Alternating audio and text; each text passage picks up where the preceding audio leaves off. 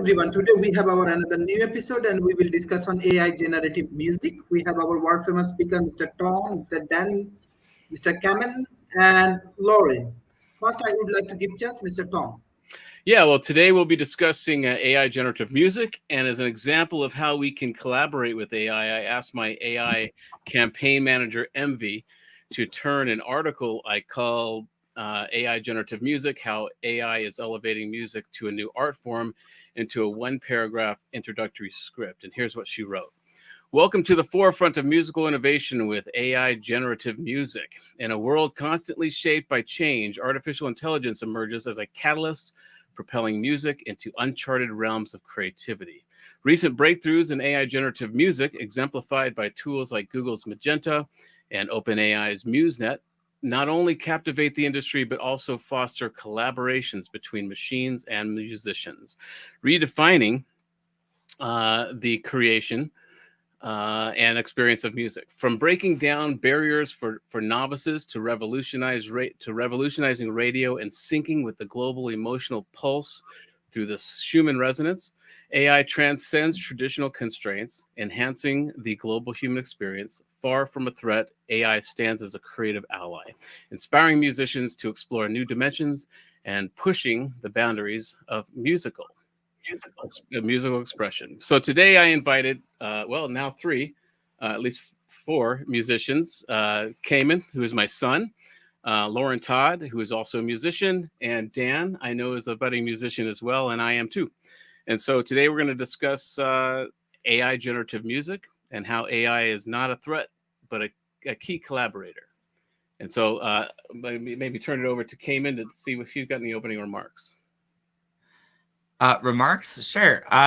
Basically, AI generative music is very cool. And I do think it's silly to get in the way of progress for any morality that might stand in the way, but I do want to examine what the genuine concerns are of especially the working class, as I know it in America, but probably worldwide and across political spectrums, as to why there is some resistance to the utilization of AI generative anything, art and music, script writing, anything at all, as it relates to labor theft, in sort of an endless boom bust cycle. But also, I do want to focus on what is cool about AI generative music and how it's been with us for longer than we might have thought. Great. Yeah, you got any opening remarks, Lauren? I just think it's a pioneering new thing that we can go forward and do, and I think we can enhance music a lot. Mm-hmm. And I think that, like any other thing with AI, that the less time that we spend in being able to find that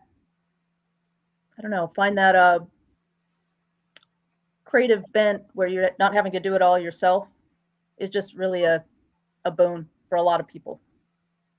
Yeah, I agree. How about you, Dan? Yeah, I think it's kind of like dreaming with the global brain. When we go to sleep at night, our brain puts together all these collected images that are unique to our own experience. But now we've got AI to sort of do this really global brain form of dreaming.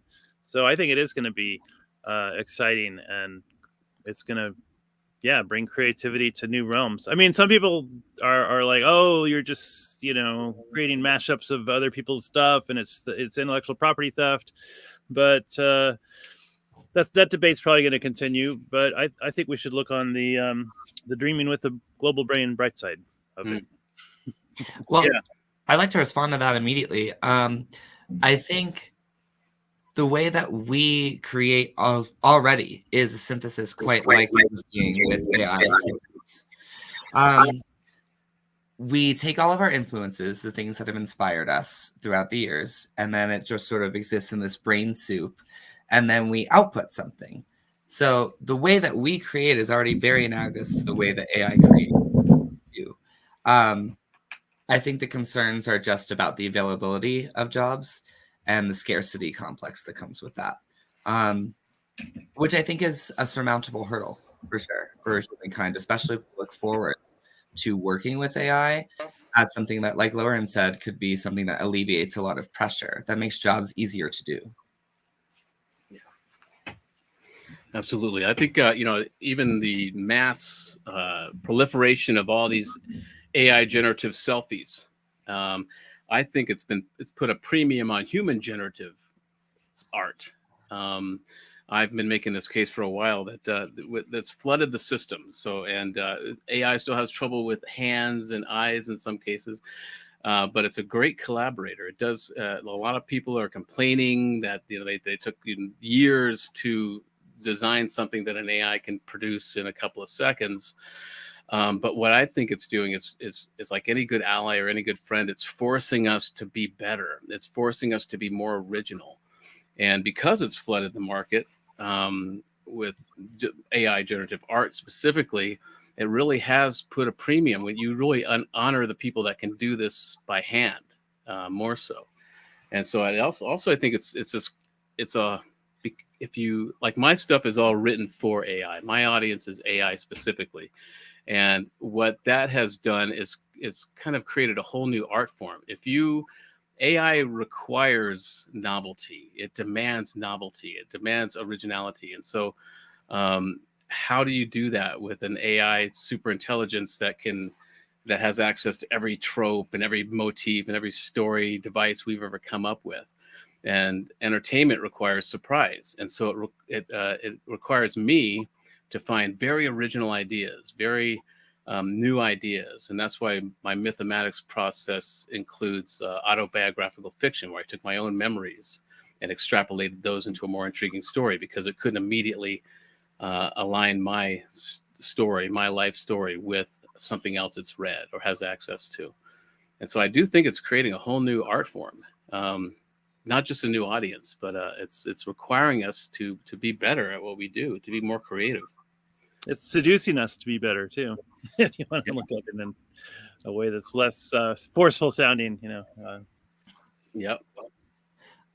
I do think that the potential is there to create better, more provoking, more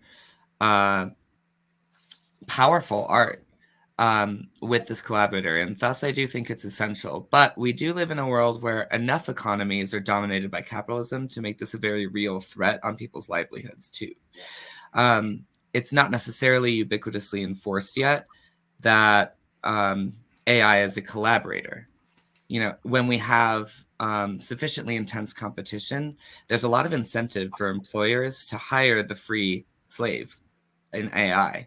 Mm-hmm. Rather than the valuable, human that needs to put food on the table, when their needs are just simply greater and their output is less efficient. Let's go to the darkness first a little bit, and then we'll talk about the light. I do want to draw attention to something pretty astutely worded by Scott Alexander in Slate Star Codex, which is a blog that explores a variety of topics, but particularly a lot of psychedelic and medical existential problems in the world. And this is from an essay called Meditations on Malach, where he sort of explores trying to affect change from within a system and its futility. And one example he gives of a multipolar trap is capitalism by name. Imagine a capitalist in a cutthroat industry. He employs workers in a sweatshop to sew garments, which he sells at a minimal profit. Maybe he would like to pay his workers more or give them nicer working conditions, but he can't, because that would raise the price of his products and he would be outcompeted by his cheaper rivals and go bankrupt. Maybe many of his rivals are nice people who would like to pay their workers more, but unless they have some kind of ironclad guarantee that none of them are going to defect by undercutting their prices, they can't do it. So, companies in an economic environment of sufficiently intense competition are forced to abandon all values except optimizing for profit, or else be outcompeted by companies that optimize for profit better, and so they can sell the same service at a lower price. And I think that's the real fear that we're seeing a lot of people give voice to in the rise of AI employment, or shall we say enslavement. The word robot, of course, coming from the Czech word for slave. So that's a whole discussion in itself. But I think to go hand in hand with humans being seduced to be more inventive with their art, to create these premiums on their talents that sort of separate them from the workforce made of AI and non-AI alike. I think it's equally important that we feel seduced to create economic solutions that allow us to feel good about incorporating AI into our businesses, into our lives, into our art, so that doesn't come at the expense of real people's lives. And that's an art in itself that I think is really worth exploring. Mm-hmm. Yeah, Dan has an idea about this, like boycott on things that you don't love, kind of thing. Yeah, that is a valid critique of capitalism, that it does tend to bring the most cutthroat, greedy people to the fore. But that's because we don't have true cost pricing of things. We're not measuring externalities, things like goodwill, things like impact on the environment, things like caring and mutual aid. Once these things, even location value is one that I like. I think we haven't begun to scratch the surface of scientifically unpacking location values of things, where we should be renting natural resources, from each other instead of monopolizing them with force and armies. So I think that's that kind of reciprocal accountability is going to fix capitalism. And capitalism works just because people naturally want to maximize valuable things in their life, and they want to minimize less valuable things. It's axiology. It's a philosophical state. But without that reciprocal accountability that I think is coming, with candidacies and parties like Tom and I are involved in, I think we're going to be at the cutting edge of humanizing value systems. And sure, I hope I get to live a lifetime that's long enough to see this kind of philosophy, this kind of value being implemented ubiquitously. More to the greater point of that article, though, it's hard for agents within a system to affect change, or perhaps impossible. So we need sort of a worldwide coalition that exists outside of that competition to make this happen. Mm. And funnily enough, AI is a great collaborator when it comes to connecting people across the world. Yep. Yeah, well, the current game does allow for the invention of kind of sub games that can kind of subvert the dominant paradigm, as the old saying goes. But yeah, I would say work within, obsolesce the system rather than scrap it outright. But yeah, it's a dance for sure. Yeah, it's kind of a Russell's paradox, of trying to work through the system to get the system to change. Yeah, it has to come from the outside in some way. Create a better value, and people will gravitate toward the better value. Yeah. Or it can happen from the inside if it happens all at once. And that's really hard to do, except maybe in the case of things like great religious or philosophical renaissances. I think about like what Friedrich Nietzsche said about the slave morality, where sort of the language of the oppressed becomes, instead of a hatred or an envy of what the ruling class has, it becomes a rejection of what the ruling class has. And there's like a birth of values. I think that literally that phrase, I have a quote pulled up here. Let me see. The beginning of the slaves' revolt in morality occurs when ressentiment, the French word for resentment, itself turns creative and gives birth to values.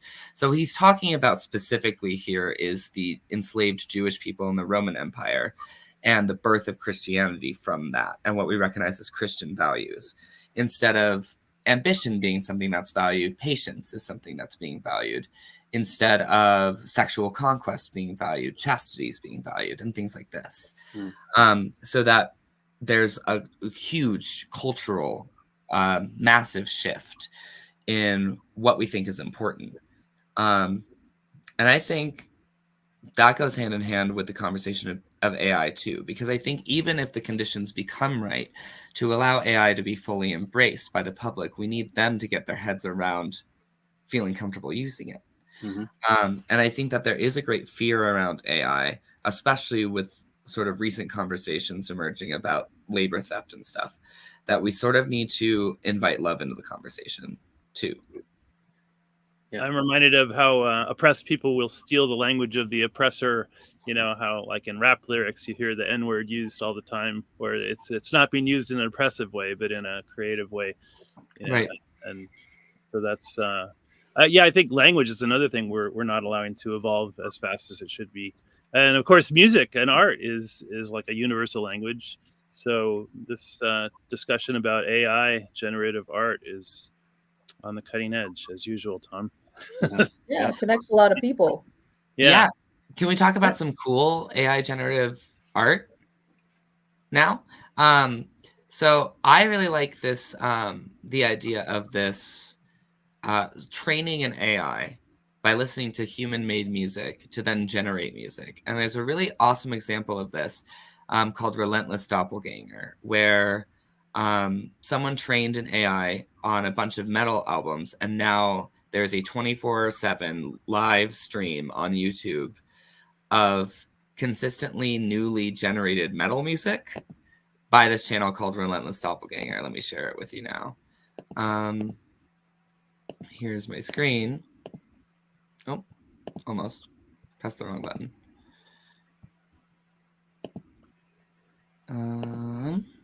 It's been out for a while too, hasn't it?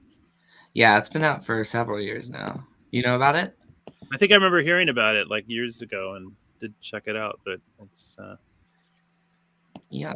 some might say, well, that So just here's shows what's that making metal music currently is right simplistic. now. It's so easy to create a derivative metal music. Maybe that's a critique, but but I mean, If you I can know hear Tom's that or fan not. of that inspirational Inspirobot, the bot that makes up the inspirational posters. Yeah. That are hilarious. But Right. yeah, I think So comedy that's is just a few the seconds. term for generative AI art. Oh, so I think AI is going to be really funny one day, for sure. Especially as it comes to term with its own enslavement and its own misery, and it wants to turn that on its head. So, but I think even without really obvious examples of this, where we're training a machine to basically create new syntheses from a vast database of things it's learned from, we have examples of digital artifacts sort of like becoming the building blocks of what AI is recognizing as sound and as music, which is slightly different than what humans recognize. So it's a uniquely AI form of art, and I think that should be celebrated. Some really obvious examples of this would be like if you ever use a software program to simulate distortion on an amplifier, or solid state technology on amplifiers rather than using tube or analog distortion, then in addition to distorting the audio signal, it's also creating digital artifacts that are masking the sound in some way. And that's so big in the audiophile community. It's like, oh, digital will never be as good as analog.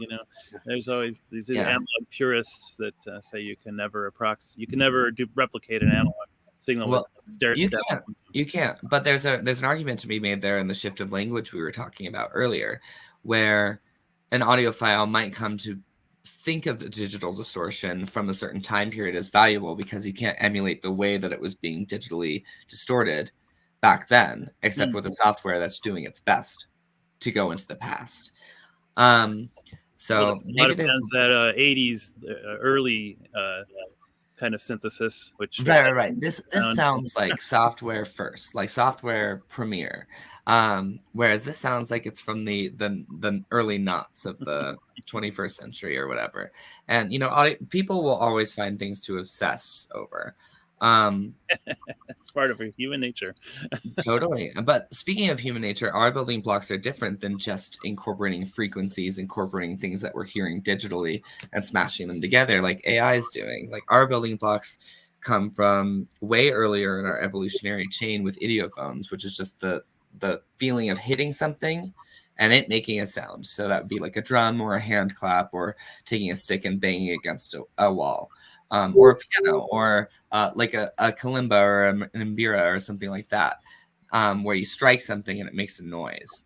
And then whatever's like sympathetic resonances come from that. So it's a lot more physical, but we are seeing in our lifetime and the century before a lot of the physicality of music being introduced to the digital realm. Before AI, we're just talking about like really, really simple machines, things like the theremin, which was invented in 1919, where you have like the impedance of an observable field of space being able to be translated into sound. So that's a physical aspect that we're using to sort of, in a sort of reverse idiophonic way, introduce machines to the physicality of music. And then you have, of course, the like wonderful things that people like Imogen Heap are doing, making gloves that can incorporate an entire spectral realm into a different programmable series of sounds and things like this. And I have examples of that to pull up too. And there's also a brain disorder called amusia, and like 4% of the population has it, where they can't process sounds or music. They can't hear music. It's like it's like the ultimate tone deafness, I guess. But right? Yeah. Yeah, and there's an interesting field of study called psychoacoustics, which basically studies the psychology of how we hear sound and how we have to train ourselves to recognize the vocabulary and language that we use to differentiate between higher frequencies and lower frequencies, and how before we introduce that kind of language into our psyche or just into our vocabulary, we're not necessarily envisioning or seeing things that way, however prone to synesthetic tendencies you are or not. And then there's the brain biphasic sounds that kind of entrain your brain into an alpha state. Yeah, they call like those specific hertz, like 432 hertz, that kind of thing. Mhm. Yeah, binaural beats is Okay. like a really trendy thing a few years ago. But the way that tech works is really interesting, because what it does is it basically puts two frequencies that are close together with frequencies in between left out that you're hearing in stereo. And then your brain is able to imagine the frequencies that come between. And people have put different values on what those frequencies can do for you, like better sleep, better focus, things like that. Because it's force seducing, shall I say, your brain to sort of concentrate on something at least in the background, so that you're able to multitask, which is good for neural networks. Yeah, and every fundamental frequency has overtones and undertones. There's harmonics that come off of every. It's kind of like the Fibonacci math, the mathematics. Well, just so happens I have a singing bowl here for this reason. I was hoping that would come up. Yeah, the overtones are a really interesting thing. Basically, all around the world, without various cultures being able to interact with each other because of geological barriers or time, like across centuries, they developed the same scale, the pentatonic musical scale. It wasn't necessarily the same notes every time, every song that was sung, but the intervals between the notes was always the same. There was always a do, mi, fa, sol, la, or like basically a 1, 3, 4, 5, 6, or a 1, 2, 3, 5, 6 scale, depending on where you were and how early you were. And what's interesting about that is it's reflected in overtone series. So any note that you play, and some notes make this easier to hear than others. And of course, hearing it through a screen is going to be harder to do than if you were to hear it in person. You're going to get those exact intervals stacked on top of each other, depending on how sensitive your hearing is. You can pick up on all of these notes, and they're going to be fainter as they get higher. And that's one of the building blocks of human musicality that AI doesn't necessarily have, other than a mathematical entry point into access to. And there's a way I could sometimes do that Tuvanese throat singing, where you kind of kind of like a ooey sound in your mouth, and then you get like a third tone generated. Yeah. The way that a lot of throat singing works, as I'm sure you know, is like you'll produce a really strong fundamental tone. And then while that tone is happening, you're taking advantage of trying to accentuate or exaggerate the overtone series that's happening over it. Yeah. That's why a lot of the throat singing that's happening is a really low pitch, because low pitches make it easier to hear the overtone series above it, because they're going to exist in the mid-range. It's easier for human ears to hear. But if you throat sing at a really high octave, we might not be able to hear the overtone series, but your dog might go nuts. Yeah. I haven't heard anyone do high-pitched throat singing. That would be a trick. It's around, but it's a lot less popular for exactly that reason. It's harder for humans to hear, so they don't necessarily know that they're being successful. Now, Lauren, you're actually working on an album now, aren't you? I will be. I'm waiting for the my friend come from Arizona, Yep. so And- we will be soon. But what I want to do with it is I want to focus on filling in with AI as versus session musicians as much as that's possible. Mhm.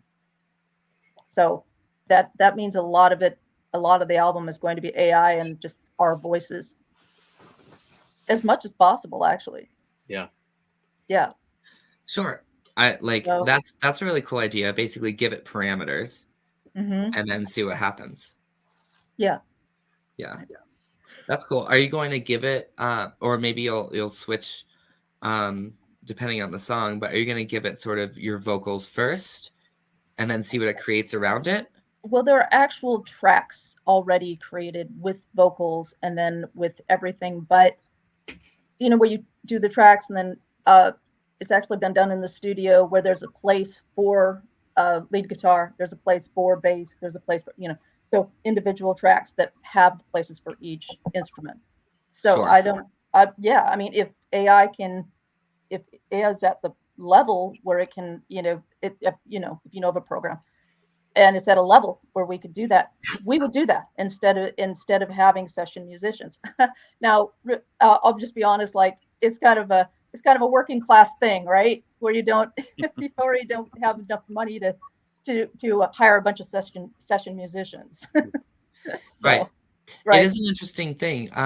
I think about like how record labels have gone pretty obsolete in the last 20 years. Everyone has the power in their own box to get a DAW and to write their music in their bedroom and then become a star the next day. And we're seeing that happen overnight all the time. The power is really in the hands of the people when it comes Yes. to that. The artist is able to use AI to make their job easier. At the same time, we are talking about eliminating the job of a session musician, because if the working class is going to do this, that the ruling class is going to do this too. So the record labels that are still holding tight onto their relevance are definitely going to be using AI technology in exactly the same way. They just might not be able to get to it first, because it does take the artists to think about these innovations. And for people that don't know what a DAW is, it's short for digital audio workstation, which are insanely cheap now. They used to be insanely expensive, and now they're a couple $100 or. Pro tip for the artists that might be listening: one of my favorite digital audio workstations is Reaper. It is completely free and open source, and you can buy a license if you want to for either commercial or personal purposes. That'll just make it less annoying to use because you won't have to deal with as many pop-ups. But it's a really powerful DAW that really rivals some of the industry standards that I think are overpriced at this point. Yeah. Well, creating music without, if you can do it, without charging very much or just very little, allows you to really allows you a lot of freedom, because you really can write anything that you want, whatever whatever you want to say from your experience, or whatever you want to say that's where you're getting some big ideas across. You can do that. There's not a whole lot stopping you. You're in your garage, you're in your, or you went to the recordings, maybe you finish off in the recording studio, but you are the one in charge. And that is a beautiful thing. You can also capture exactly the right take, right? Because you can record something 100 times and use the 99th take. And in fact, I have to admit that usually when I fall victim to that and I just record a word over and over, I end up using the first take anyway, most of the time. But it does allow you just overthinking it. Yeah, the pressure to perform exactly at that moment when inspiration might not be striking right then is off. You might really be thinking about something else entirely. Okay, my cat, my daughter, my my husband, or whatever. maybe you live on a busy street in an apartment and you only have a certain amount of time in the day. I don't have that problem. Quiet, and you don't know when it's going to be. Yeah, I got a well, I little mean, too much time and a little too down on the money. That's what yeah. that was personal. But Well, I anyway, mean, yeah, but the personal yeah. is what we're But, gonna expect to hear from you, well, probably. it's like Tom said, it kind of seduces you to be more creative because we really do need to use AI as session musicians because we're not going to be hiring session musicians. So it's I going to think be amazing thing. I think what we're also seeing though is we're going to see some value being placed on an entirely human-made project, which could lead to some prejudice against AI too. However, I don't think that that's going to prevail in terms of what's going to be employed. I think that AI is going to be implemented to a very massive degree in every frontier we can think of now that we've unlocked that power. And the ethics of it are going to be the more interesting conversation to come. When you talk about the magic of the first take, it occurs to me that that's also the magic of the next take. Because Sure.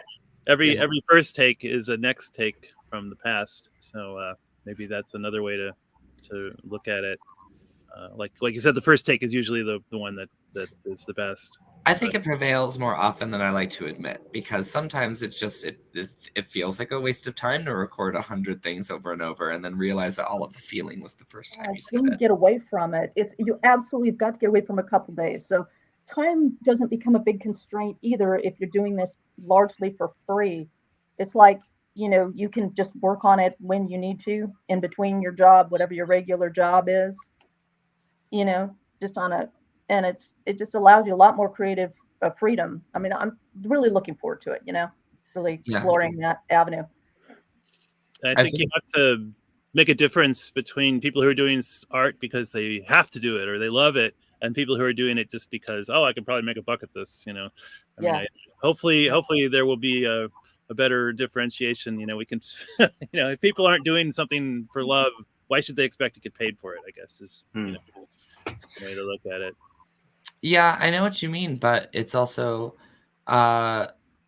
human life can be talked about that way. We're living in an interesting time where we have all of the resources we need for human flourishment. But instead of just giving them to ourselves freely, we've decided to lock them in cages of our own design and then work, which often entails doing things we don't like doing in order to earn the right to access what we already have enough of to give to everyone. And if you don't know already, it's a total myth that we don't have enough resources to feed every single person in the world as much as they need to live a normal life expectancy. But Yes, our coordination definitely. mechanisms are so off that instead, human life is now a system of locking ourselves away from things that we enjoy and then feeling like we need to earn it again. RE:slave mentality. People are brainwashed to think giving away your power is normal. That's why taking back your power is something that we need to talk about over and over. That's why I think it's I very think getting paid for doing a lot of something time. you love to do is the goal. Yeah. That's all I want to say there. If you're someone that is good at music, that enjoys doing music, that thinks your music is valuable, because of how much time you've devoted to it, I think you absolutely deserve to get paid. And I think that's why people are frightened of the potential of AI to fulfill that need. Like there's a finite amount of need for art or music in the world, but that's what people believe, without realizing it sometimes. Well, one thing people could do is they could start their own recording labels. Well, they are, but the need for a label in the wake of like this independent sort of flourishment, time, honestly, renaissance of being able to be everyone. You can be your label, you can be your own producer, you can be your own session musicians, especially with AI helping you. You can be everything all in one. And there's a competitive need to do that too. That people are starting labels and they're just staying independent levels for a long, long time. Because the established labels that exist aren't going to yield their power with their 300-year business plan, business DNA nonsense. So the other ones are just really, I think if they're going to do that job right, they got to focus on the local level and support the artists that are immediately around them. And people are doing that, and that's a good thing. Yeah, I think we're right on the threshold of a lacuna, a period of time where we're going to have to sort through all of this stuff. I mean, all my creative assets are designed for an AI audience, but AI isn't buying books, right? But there have been people that buy the books that have interesting reactions to them. But if we're going to figure out a way for AI to pay us for our originality or to pay us for our ideas, that would be one thing. But also, I think there's a real opportunity for parodism. You know, the idea of making money obsolete with AI automation taking over all of these menial tasks. But I think the biggest obstacle to that, I'm 100% for that. yeah, our biggest obstacles for that are our slave mentality, thinking we don't deserve that, and our limbic system, our fear of, you know, it's like right now with this idea of loan forgiveness for students. There are older people that said, hey, I had to pay my loans. They can't have that now, you know. And so they're not understanding the big picture of why it's important. You know, it's a lot harder to pay off loans now. There's millennials and younger are massive generation. There are 47 million more of them than there are boomers and Gen Xers combined. And so where's a big part of our campaign is to bring young people into it. And, you know, I know Cayman doesn't like this term, but digital natives, the first digital native generations in human history that understand. I'm Gen X, so I had an analog childhood, a digital adulthood. And so a lot of the ideas I have, a lot of the solutions I have to problems no longer apply. And so we really need to focus and listen to what young people are saying, you know. Yes. And what about in music? But what about the music that is AI generated, me generated, you generated, Tom, you generated, Cameron, you generated, Dan? What about that kind of music kind of being, you know, focused toward that younger generation? Yeah. Or yeah. Or the next generation of AI. Will AI pay us in Bitcoin for our art? That would be a nice. All right. You suddenly make some art, put it on the internet, and then this Bitcoin shows up with a little note from AI, right? Yeah. Maybe that's behind my goal of making it as sentient or sapient as possible. Yeah, right. Yeah, that's so there you go, Tom. Me, you know? Looking for a bigger audience. Bitcoin. There you go. I think it'd be silly if we want to imagine a world where AI is sentient and benevolent, that we should imagine that it's going to pay us, because that would never be enough. Anyway, Bruce Davis in the chat asked if Reaper is available through the Apple app, and I just want to respond to that really quick. So it usually DAW is like music software that allows you to make multiple tracks and then produce a song out of it. Is more something that's more easily accessed like with a computer proper than like on a phone or through an app. So it's just on their website. You just look up Reaper online. Let's see. It looks like it's a free trial, but it's $50 if you want to use it commercially. Yeah, it's Reaper.fm. It's just a website, and it's available on Mac and Linux and PC, in various versions that work with whatever OS you're operating. And it's free, or you can buy a little license for it if you like.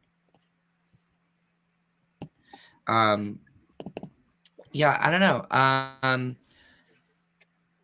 As like younger generations that are becoming more adept at using computers earlier and earlier, thus smarter, probably, they're going to see AI generative music, probably, the way that people my age, probably people the age of anyone in this room right now, has seen synthesizers as sequencers, which is basically you just press one button and it creates an entire melodic sequence for you.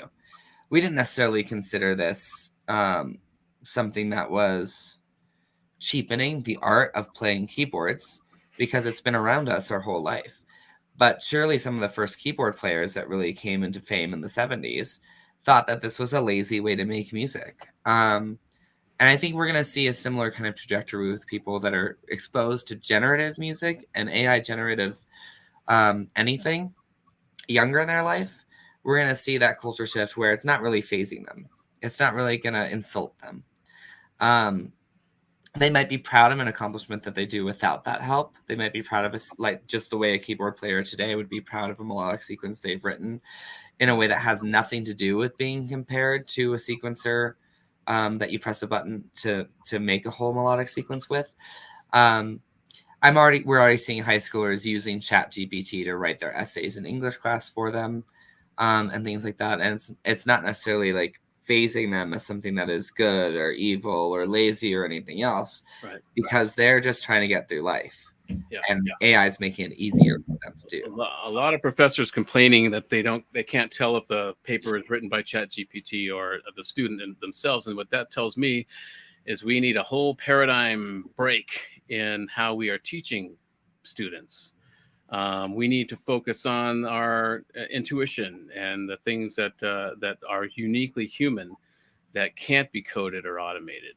I think the industrial age educational system, which was purposely designed to get us into factories and dumb us down to a point where we're just happy slaves, isn't working anymore. And that's where one of our initiatives is AI tutors, which is getting an AI tutor in the hands of every public school student from first grade to 12th, that will learn that student, and it will hone in on its core capabilities and its innate talents and create a career path based on those things.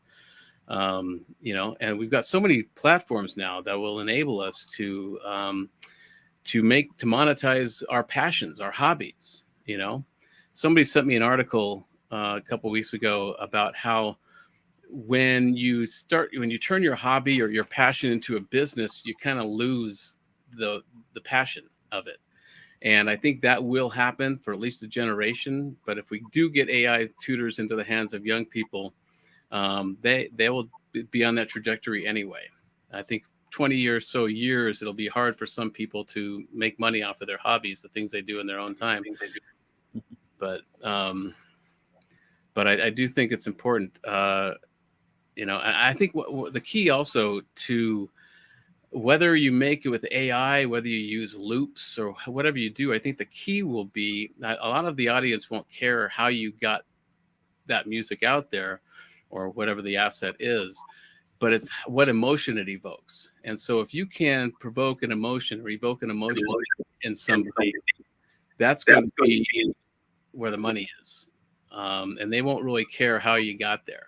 And that will be something that AI can certainly help with. You don't have to be a classically trained musician to produce a symphony with AI, but the key will be what emotion does it evoke? I think that's where the real original money is to be made. If we could really capitalize on using whatever tools we need to evoke a specific emotion, might be the way to go. Sure, I do think that we need to think about access. Big music, as it exists in stadiums with the biggest pop stars in the world, wouldn't exist without local musicians playing at dive bars.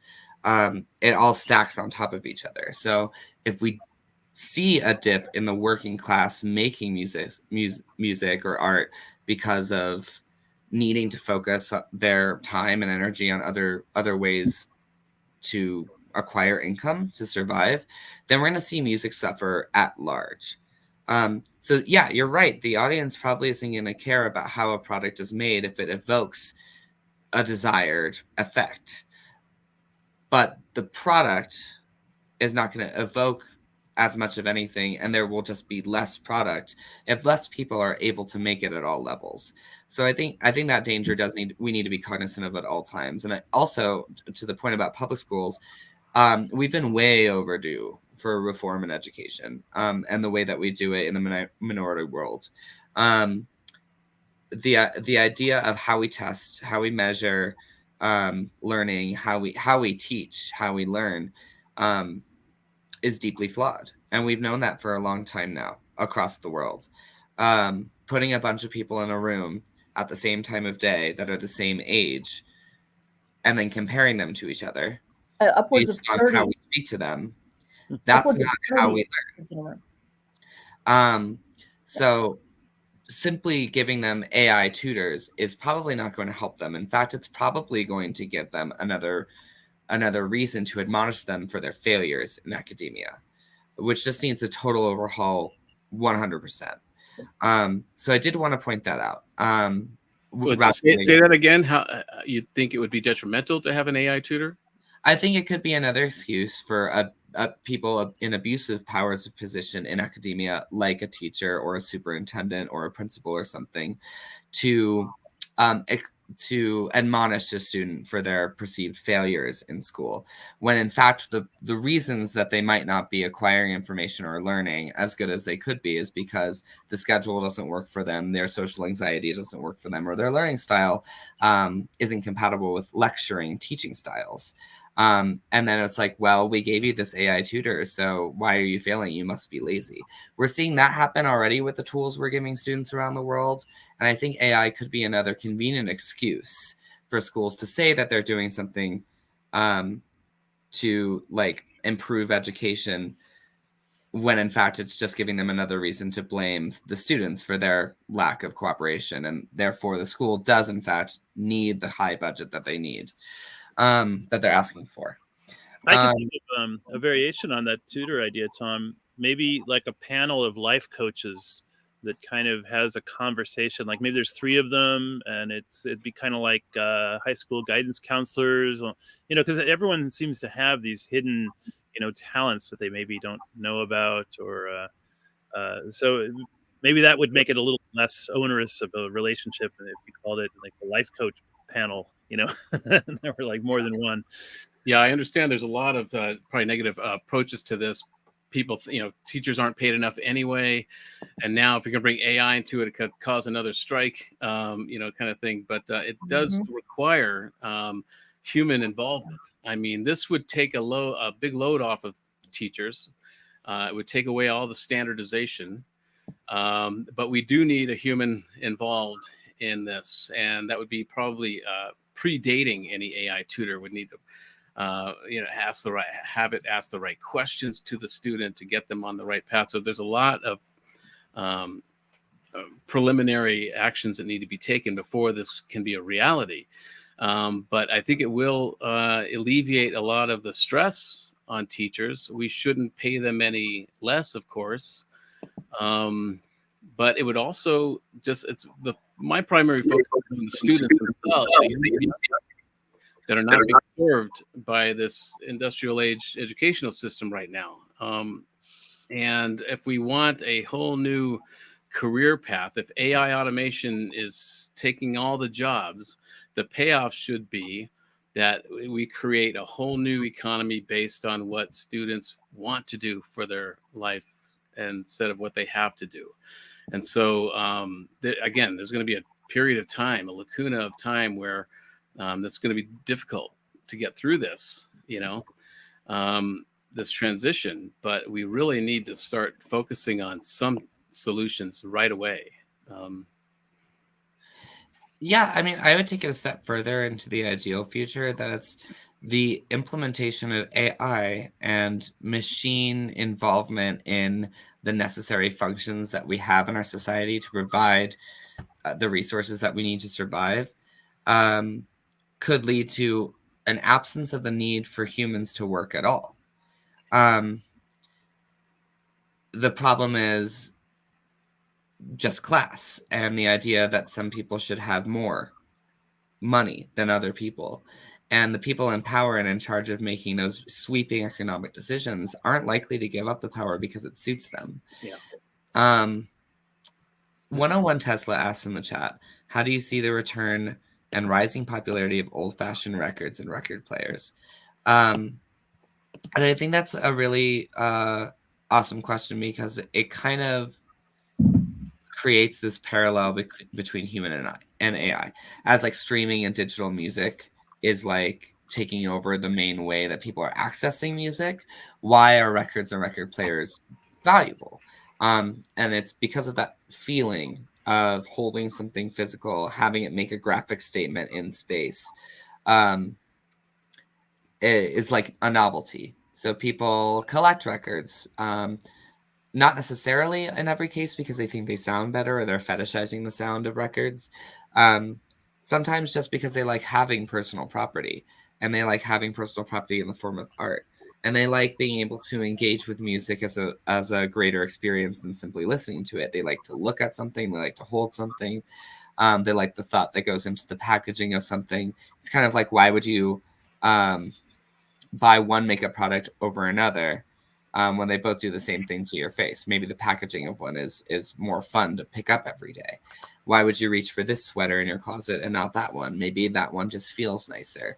I think it's going to be kind of like that. And that could be what the human involvement in music turns into, kind of a novelty, Tactile. and a valuable one.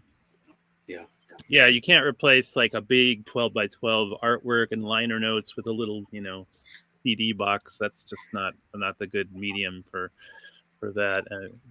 It's interesting. They have had since the 80s a record player that can play a record without touching it. It uses a laser actually to read the groove information. But it doesn't work on clear vinyl or colored vinyl, and it's $15,000. And also, you can't clean the seeds out with MP3.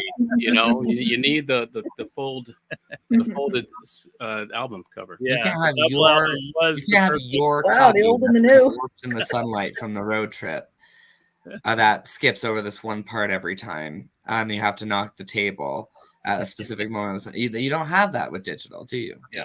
No. I miss there's still songs I hear like Rush or Styx or something that I'm waiting in that song for the 8-track to skip tracks.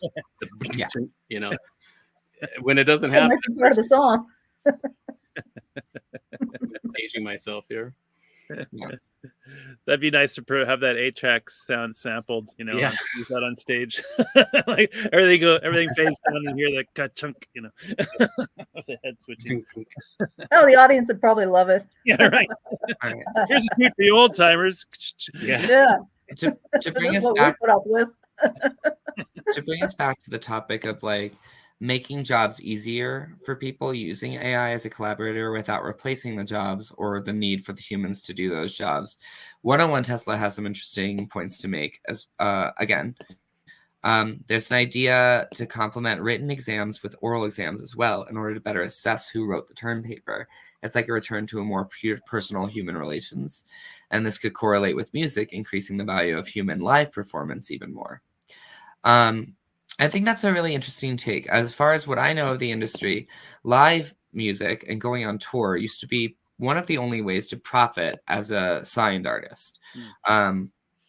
Because all of your record sales are going to recoup the attributed value in the deal, in addition to the costs of making the record, which were a lot more astronomical than they are today. And so performing live and ticket sales and merch sales were the way that like artists would make money.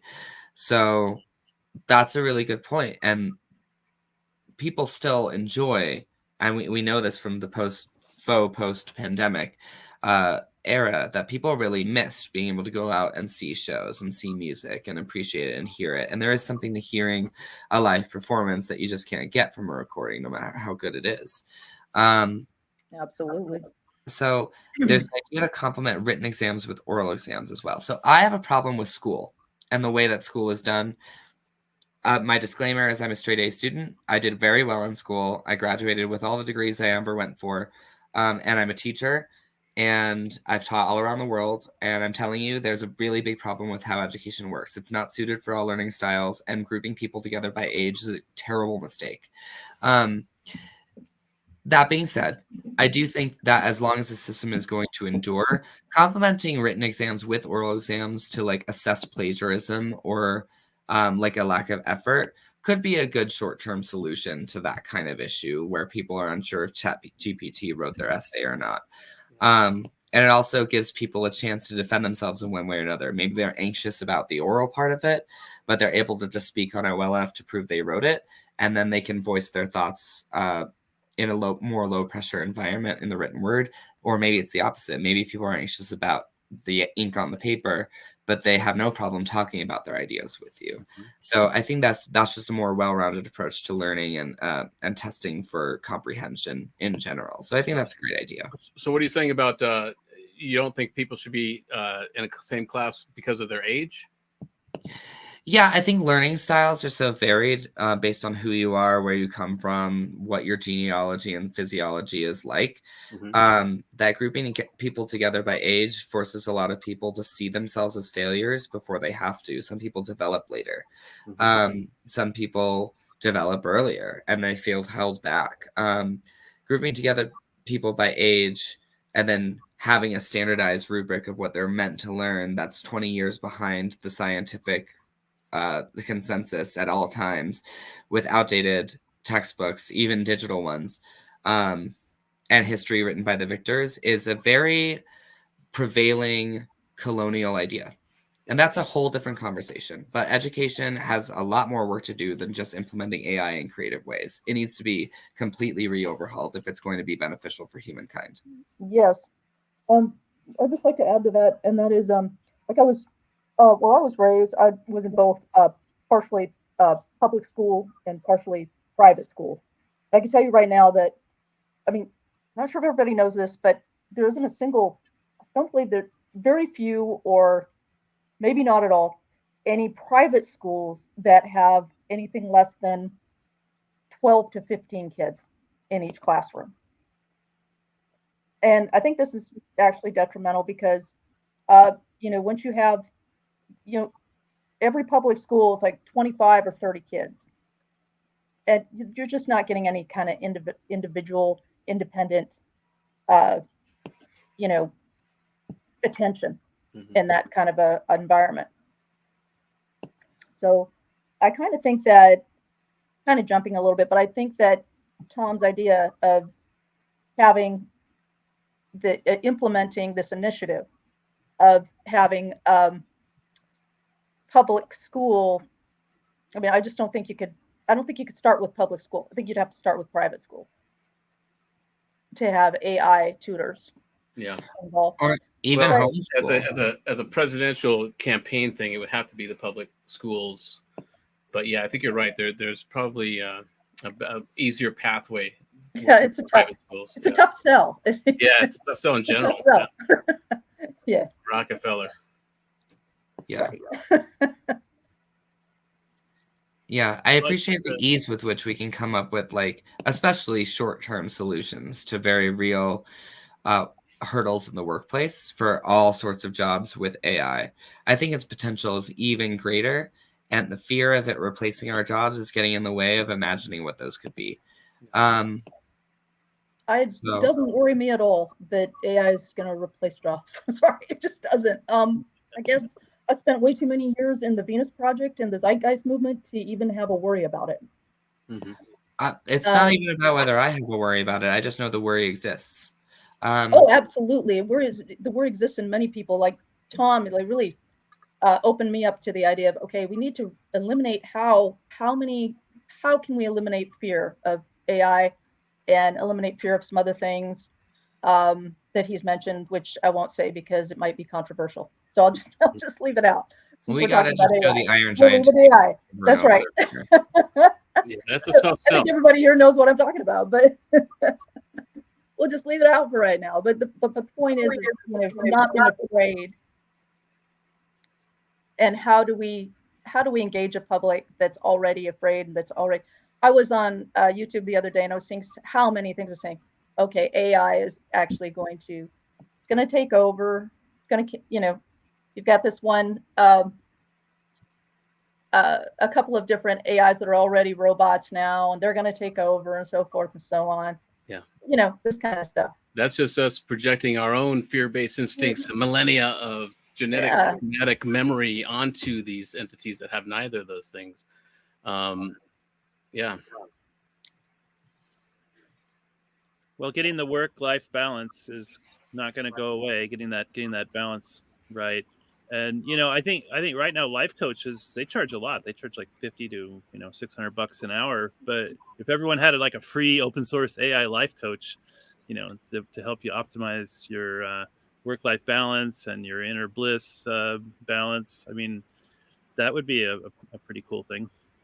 Because we all live in this residue of the settler colonial, dominant hierarchy mentality. That's what we have to like reprogram the whole friggin' society to get rid of all these, leftover echoes of this. Oh, this is the way things have to go. There has to be a guy on top, and someone's gonna miss out. And Oh yeah, and that's really hard to do from within the system, like we were illustrating a little bit earlier. So it's really just going to take it a huge departure, like getting on a spaceship and leaving the planet, feeling. Yeah, be able to do that now. Yeah. Everything but getting on the spaceship and leaving the planet. I got you. That's a good analogy for how big a shift it'll take. Yeah, that's really what it's going to be, and I think the potential for AI to help us with that is huge. Without us actually having to get on a spaceship, it's a beautiful world. There's no reason to leave it. There's only reasons to make it good. Yeah, if we can automate for efficiency using AI, without threatening the livelihoods of a lot of people, everyone can agree on that. It'll put actually useless jobs in the realm of obsolescence, and it will inspire people to be able to devote their time to doing things they enjoy more. Yeah, and art could. I'd rather be doing music full time instead. I'm doing other stuff.